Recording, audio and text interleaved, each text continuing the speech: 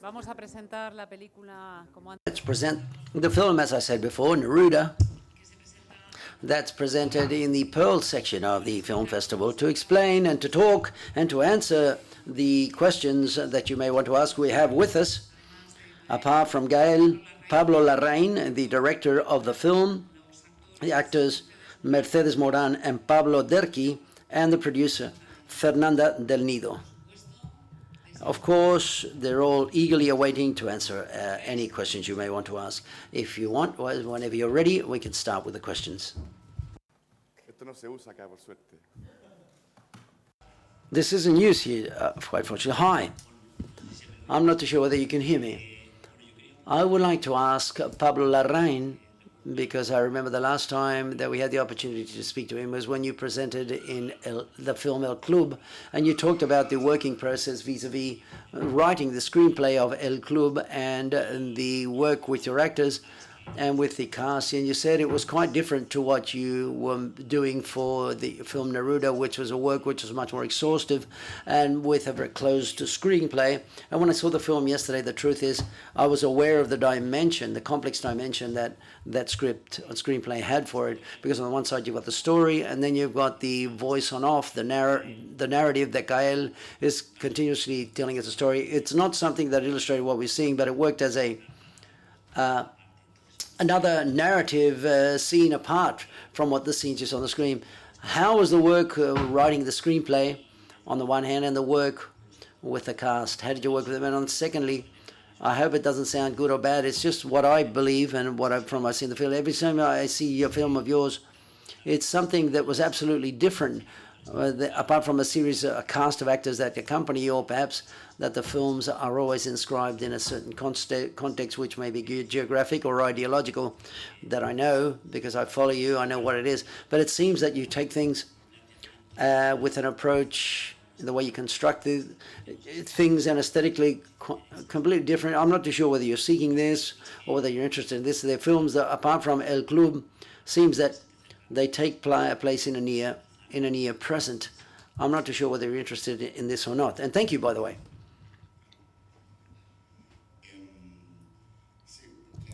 The truth is, let's go back. It's a script. It's my brother's idea. Juan de Dios is the producer of the film, along with another producer.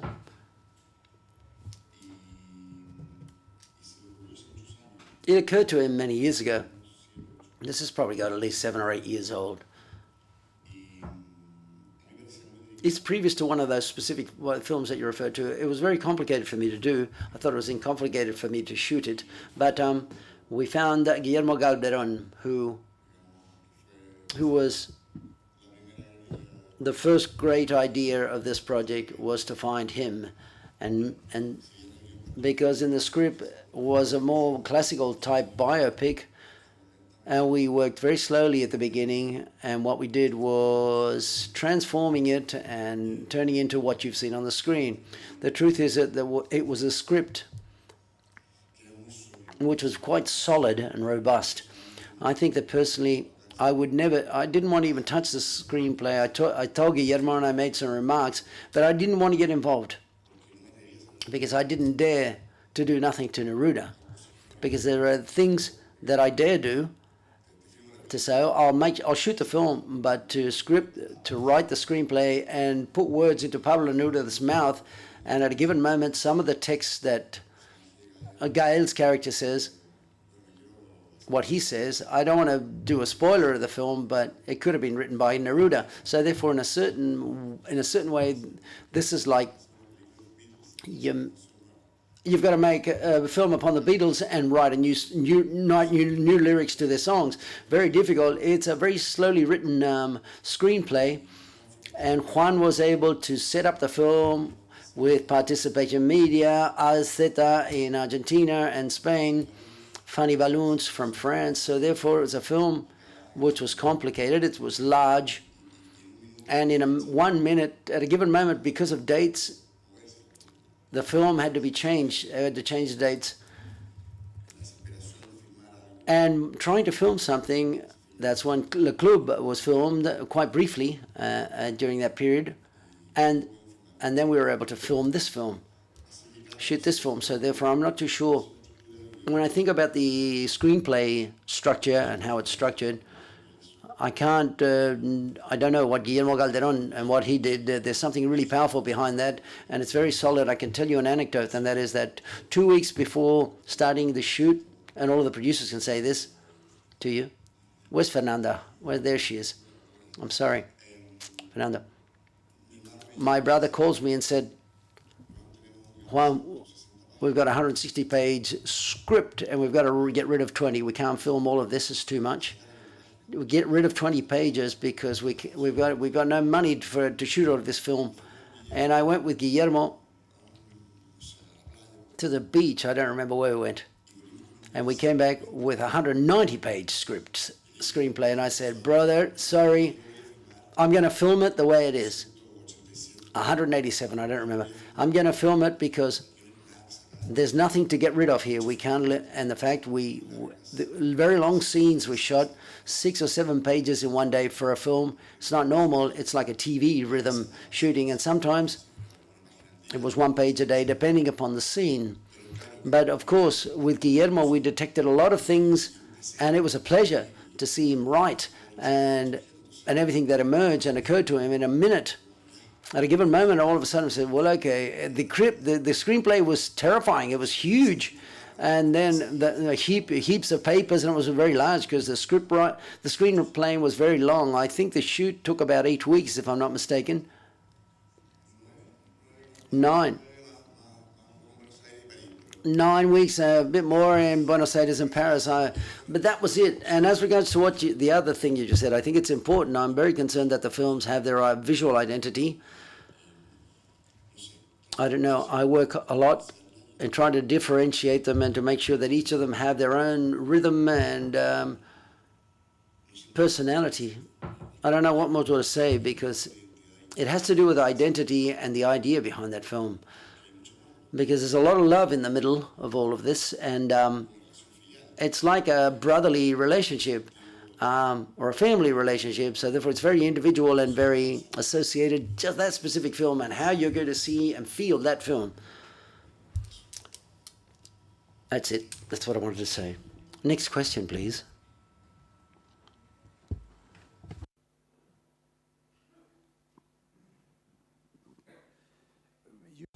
I saw the film last night. I entered in with a lot of illusion, and I felt very deceived and let down when I saw the film. I think that it's failed in its objective. You don't really tell us anything new upon Neruda as regards to the contents or about who Neruda was. You chose a moment which was quite specific of the Chilean policies, which is 1948. But Neruda is much more than 1948. So therefore, I'd like to ask you whether you're not going to share my point of view, but if you're happy or you believe you've been able to, or you believe you could have improved your film. Listen, thank you very much for your remark, and I think it's great that you think what you think and you say what you think, but I'm happy with the film. I think that it's a film which is a very beautiful film, and I think that you're asking to this film to ask you something that this film can't solve. And I believe you said that Neruda is much more in the film because Neruda can't form part of the film. This is what it is. It's simply just an approximation to Neruda from his work and figure. If it was possible to put Neruda into the film, probably neither you or I would be here. Thank you.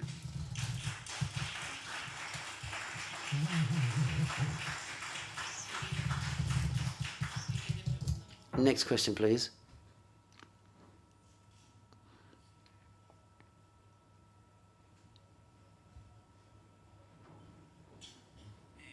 Hi.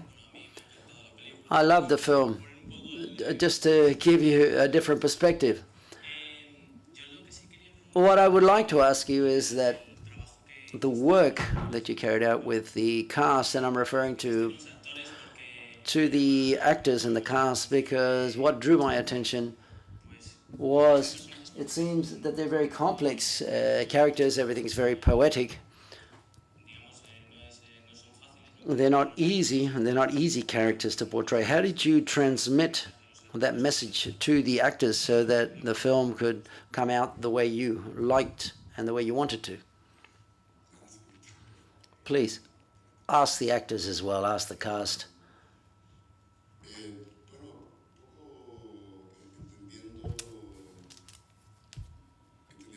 Understanding the film that's not realistic, I don't like to rehearse too much.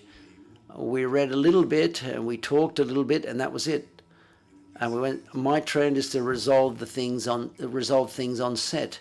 So, but I believe it's a film that is filmed and fits in and is narrated in a very classic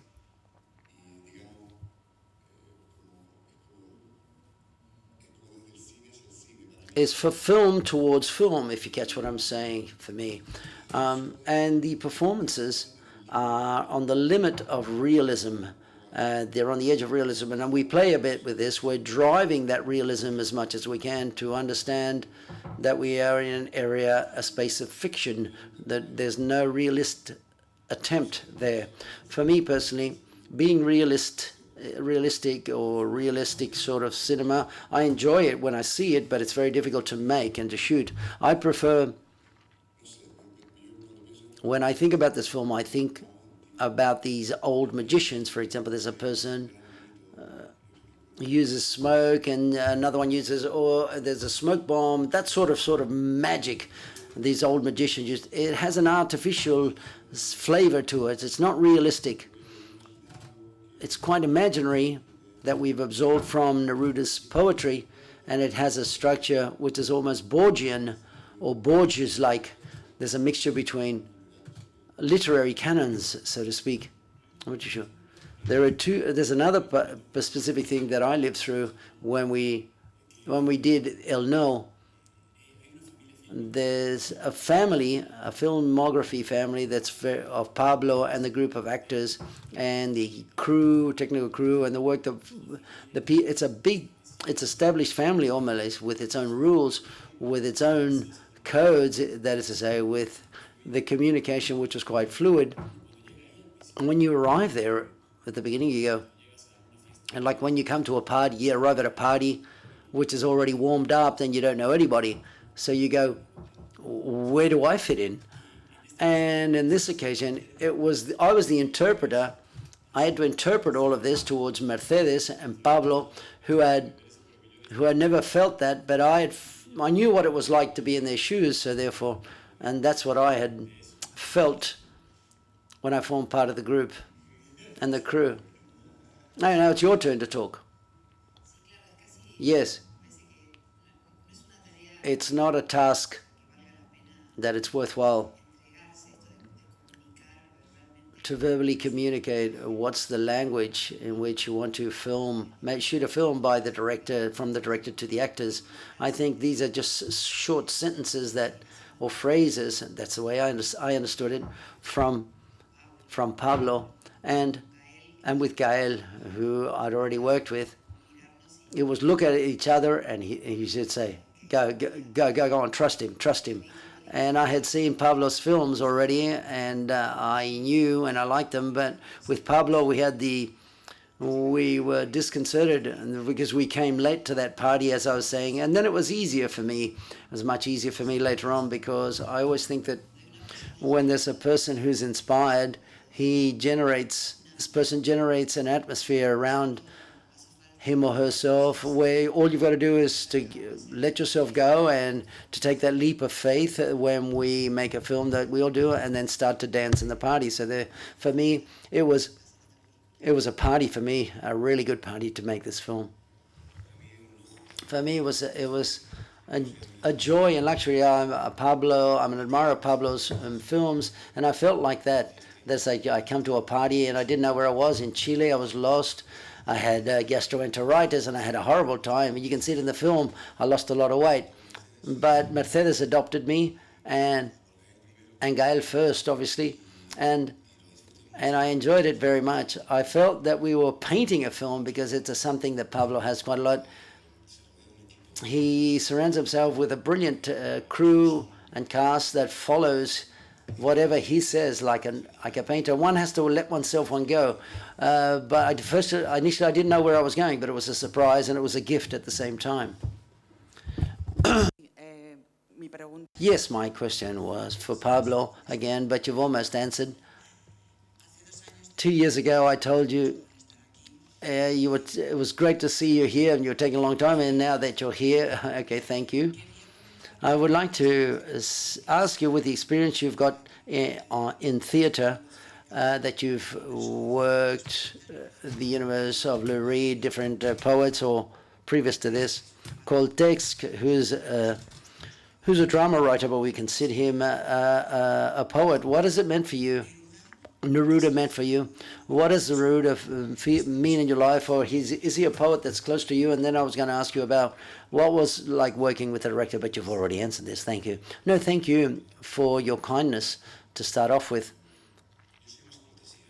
I'm more Coltasian, and that is to say Neruda, for example. I know him.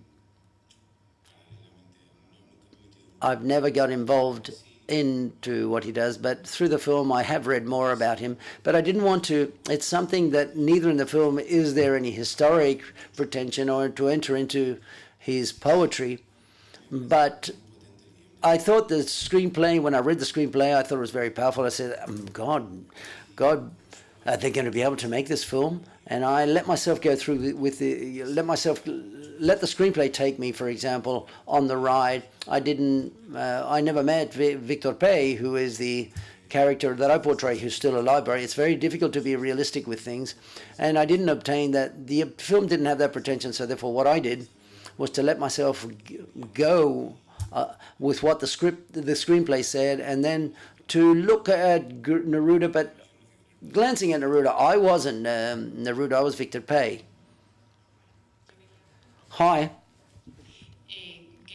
I would like to ask how Gael's Oscar Pellicino, for example, his character, how he constructed that in the directing of actors and also the construction of the character, because perhaps there's data still missing, but there's been a certain discrepancy within Chile, because it's a character it's based upon reality, but perhaps a bit more stylized. And that is to say, I would like to know, or streamlined, could you both tell us about how you addressed the character from a director's point of view and from the actor's point of view, because I think it's a key element within the film, a key character within the film.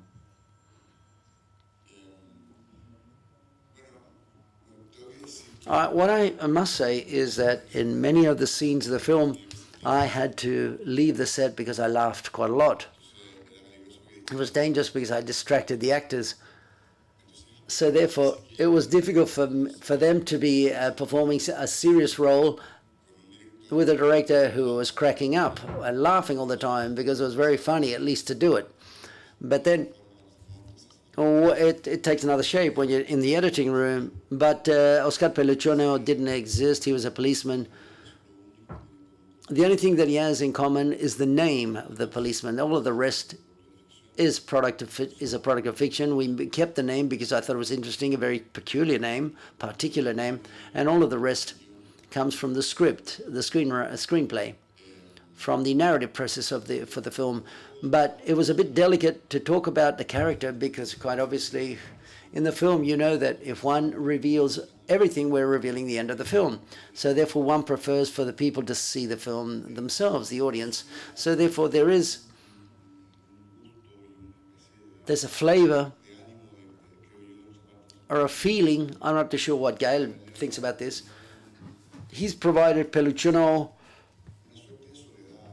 a certain of solitude of those characters, that is, say, the solitary policeman who is always a bit lost, and the world happens around him and goes past him. And we as an audience see that torment, but he doesn't see it. And that's the key, I believe. That is, say, how everything vibrates around him, the information circulates around him, how he himself talks with a voice, speaks with a voice as if it was written by another person. And then finally he recovers his identity as of this search. For me, it was a film in which Neruda designs his legend and the policeman understands the meaning of his life. And so therefore, and that's done through the figure of Neruda, always in a very special place where Gael was. That point of view acting was quite particular and specific, so therefore it's like a place that's very difficult to explain verbally, and this is a film that we were shooting. It's quite funny. It turned, well, sometimes from nerves or because of anxiety or whatever, but it made me laugh. There was something there. The way Gael put his hat on and how he looked, he was a bit clumsy but also beautiful at the same time. I don't know. It's a cocktail of humanity which is quite peculiar in nature. There's nothing funnier than seeing a policeman taking his job very seriously. There's nothing funnier than that. And there's something comical in this involuntarily, but we bore in mind the consequences of all of this. It happened to all of us in the process. When we working in this way, almost carnivalesque-like, let's say, let's set it up and let's see how things work. Let's play with the elements that we've got around us. Let's see how it goes. And there one starts to draw certain conclusions that, and all of a sudden, or conjecture things that to know where the character is coming from or what the character means. There's a very good experience that takes place with Oscar Peluchino, the character I portray, and he is the main receptor, shall we say, or the natural receptor of Neruda's poetry, but for some reason he didn't receive it. He's a pariah of society that wants to make a name of himself, and the poetry that Neruda wrote was to include all of these people in the political position that he managed. It was to incorporate these people within society. And it didn't reach him, and that's where the duel lies, the legendary duel between the poet and the fascist. That is to say, that's where fascists arise. That poetry never arrived and never read that advantage or that kindness of being able to change their life to fascists and to own their own destiny or fate. And I feel this is a consequence that's difficult to perform this and to portray it and convey it. It's complicated, but as a consequence, I think that's where something that we were able to get a grip of. And part of this, me, was the key that he was the son, a bastard son that was born in a brothel, and it gave him a personality or a character that was almost an interesting sickness or illness to the character. So, and these are the things that we hold a grip of in order to, let's say, how the sickness that the characters have. The character that makes it home, opens the door, he throws the keys down, he leaves the gun on the table, he walks, he sits down, and then he sits right behind the light. It's a bit like that. I said, play a bit, to use that role. He was totally lost. He takes it seriously, but he was a bit lost. He didn't know where he was going. And that was very good, and we started to play with this. I remember with Gael and Mercedes, the day when we were in customs, he's sitting down, the actor that does the customs guy, and he allows us to go into Argentina. And I said to Mercedes, this doesn't work because she's too serious. You will laugh at it. Enjoy it. She looked at me with a face, said, what, serious? Yeah, say hello, wave to him, say goodbye. Hey, you're beautiful. Yeah, I'm going to play with the guy at customs. And that's what we started to do. And the film started to be a bit more delirious. And then Pablo, who had to be the serious actor, someone had to take the foothold of a serious actor. Pablo continued to be super serious. Neruda was doing his work of designing all of this at the same time. Delia was fascinated by this. Oh, what are you? Well, we're going to do something. You want to be famous, for example, and Gael was on another planet. So therefore, all of the characters are in taking different direction. That's where the film fitted into a place that I thought was quite beautiful. Hola, buenas tardes. Hi, good afternoon. My question for Pablo Larraín I would like to ask you about Chilean films that are going to be seen at this film festival. It's a cinema or filmography which takes as a premise real facts. I'm not too sure whether there's any motivation behind this, or the fact that many of the films in Chile are inspired upon real facts. I'm not too sure whether there's a specific trend of the directors or the audience are asking for this. Do you see any reason? It's very difficult for me to answer that, but imagine I can hardly answer you about my films, but I do see there's a lot of power. Chilean films are now at cinematography is at a great moment. I'm not sure how many films, 7 Chilean films in all the different categories. There are people who are doing quite a diverse range of things. I think that we're a team of directors that everyone plays individually, but we all kick towards the same goal, kicking towards the same goals. But there are people who I admire enormously. I'm not sure, but I think Chile is at a moment which is at a very moving moment, and a lot of people are taking those stories and putting it on the screen. I think that's very valuable because we're talking about people who have a political interest and people who are showing something that concerns us and doing this with a camera with all the elements used in films, and that's always a very powerful thing. And there's something that we've learned. That's what Gail said before. 6 films were premiered in Mexico during the dictatorship. In Chile, only 1 or none were premiered. And nowadays, I think, I don't remember the figure, but 30 and 50 films are premiered. It's another reality. And films, just like the ones here, are perfectly well made. They're not films, amateur films, these, and they're professionals here. Everything is quite diversified, and personally I think it's very moving that that's the way things should go down those lines. Congratulations for the film.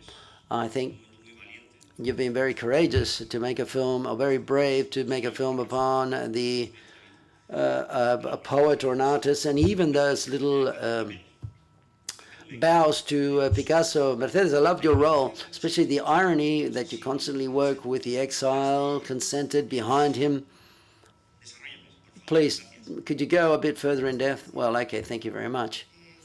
Yes, it was almost a salvation for me. That's when you have to play a role which existed in reality, there's an extra responsibility, an added responsibility. When I knew that we were free from that responsibility, because quite fortunately, this was an interpretation of what happened in reality, and a very powerful imagination of the scriptwriter and the director to tell this story.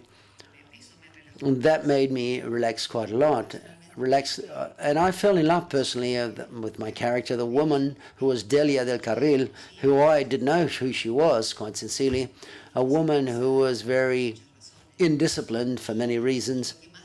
And what most helped me to construct her character apart from the things that Pablo told me, was to find the great absent person today, Nieco, a formidable actor who plays Neruda, because I felt to construct the character of Adelia, I had to construct that link, which is a very particular link and connection with him. And I met Nieco, and it was like I'd met Neruda. I felt immediately married to the poet. So therefore, in that sense, I advanced quite a lot. It's always being with a great actor, it's fantastic. But the truth is, I think Luis Nieco portraying Nieco, I think he plays it's a wonderful performance. That on the one hand, and the freedom that we were given, and this light type of encouragement took away any sort of solemnness in the way we shot the film and portrayed our characters. So therefore, all of that was involved. Thank you. Muy bien. Okay, thank you very much to all of you. We have no time for more questions. Enjoy the rest of your day, and congratulations, Gael.